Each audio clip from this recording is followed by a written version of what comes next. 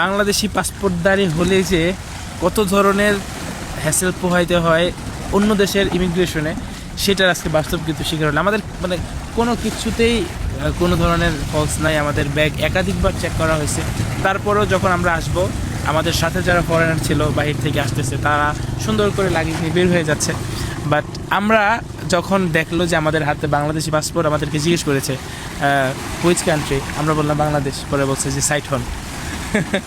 পরে সাইডে নিয়ে আবার আমাদের লাগেজ খুলে আবার এক্সট্রা মানে চেকিং করেছে। চেকিংটা মূলত বিষয় না, বিষয় হচ্ছে এই যে বাংলাদেশি পাসপোর্ট দেখলেই যে ইমিগ্রেশনের মানুষ বা একটু হ্যাসেল পোহাইতে হয়, এটা আমাদের নিজেদের কারণেই।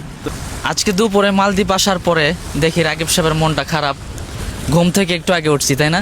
এখন বিকাল, তো আমাদের তো ট্রানজিট নিতে হয়েছে। এরপরে আসার পর স্পিডবোট মিস করছি, সব মিলিয়ে মানে খুব টায়ার্ড। তো এর মধ্যে বন্ধু রাকিব তো এই ফার্স্ট টাইম আসলো, আমি তো আগে একবার আসছি। তো দেখলাম যে বসে আছে, মন খারাপ। আসলে কি মন খারাপ, মানে মনটা ভালো করার জন্য কি সাগর পাড়ে আসছো নাকি, এই বিষয়ে কি বলতে চাও? আগে থেকে প্ল্যানিং ছিল যে না, মালদ্বীপে গেলে আসলে অনেকটা ভালো লাগবে। সেই ভালো লাগাটা কেন যেন কাজ করতেছে না। এখানে কয়েকটা রিজন হতে পারে। এক হচ্ছে আমরা যাদের মাধ্যমে এসেছি, হ্যাঁ, তাদের কিছু গাফলতি আছে।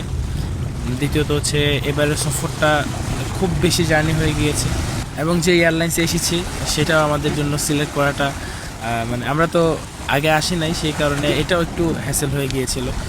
মানে এভরিথিং সব কিছু মিলিয়ে আর কি কেমন যেন আমার মানে অপরিপূর্ণ লাগতেছে আর কি মালদ্বীপে এসে, আমার যে মন মানসিকতার দিকটা আর কি। তো এই মোটামুটি তারপরেও বসে আছি। তবে একটা জিনিস না বললেই না, মালদ্বীপের যে পানি, মাশাআল্লাহ, মানে মনটা ভালো হয়েছে। হ্যাঁ হ্যাঁ, একটু একটু আল্লাহ, এই যে পানি চলে আসছে। আলহামদুলিল্লাহ, আস্তে আস্তে মন ভালো হচ্ছে। এরপরে কালকে কিছু অ্যাক্টিভিটিস করবো আমরা।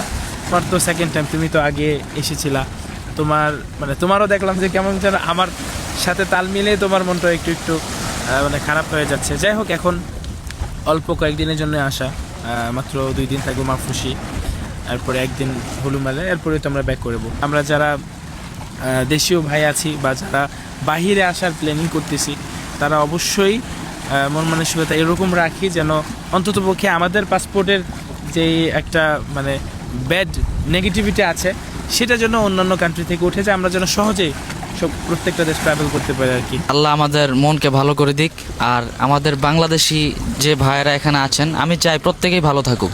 সারা পৃথিবীর যেখানে যে আছেন সবাই যেন ভালো থাকে, পরিবারের জন্য যেন যতটুকু প্রয়োজন দুনিয়ায় যেন পরিবারের জন্য যথাসম্ভব করে যেতে পারেন, একজন ভালো মানুষ হয়ে যেন বেঁচে থাকতে পারেন।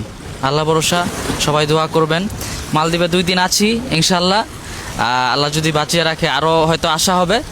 তবে এখন দেখি ইনশাল্লাহ আল্লাহ কি করেন, সবার কাছে দোয়া চাই। ফি আমানিল্লাহ।